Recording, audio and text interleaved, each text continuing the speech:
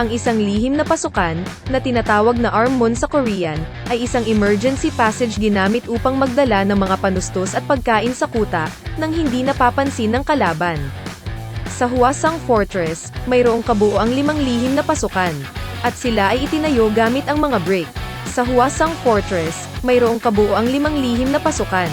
Ibig sabihin, mayroong Northern Secret Entrance, Eastern Secret Entrance, Western Secret Entrance, Southwestern Secret Entrance at Southern Secret Entrance.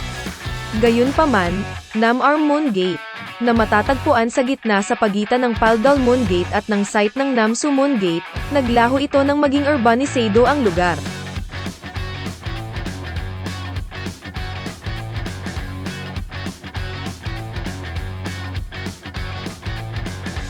Ang Southwestern Secret Entrance ay humahantong sa Southwestern Corner Pavilion, hindi sa labas ng kuta. Hindi tulad ng iba pang mga lihim na pasukan ng Hwasong Fortress.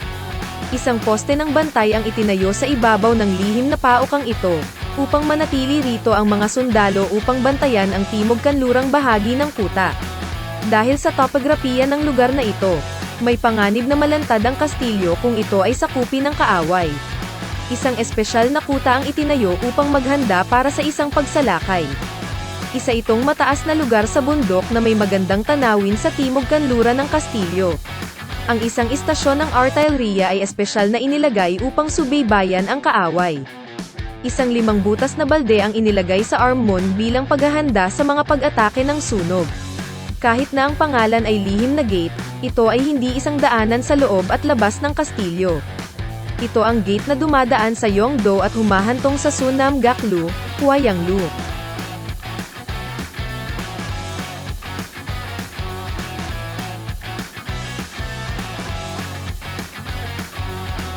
Ang papel ng Sunam Armon Gate ay upang panatilihing ligtas ang nakapalibot na lugar sa paligid ng Sunam-gaklu matatagpuan sa gilid ng Paldalsan Mountain. Hindi tulad ng ibang secret gates.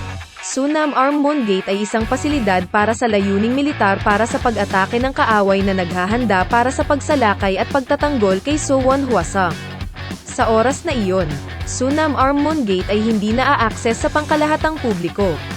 Malapit ito sa Hwasong Temporary Palace kung saan nanatili si Haring Jungjo ng Joseon Dynasty sa Korea.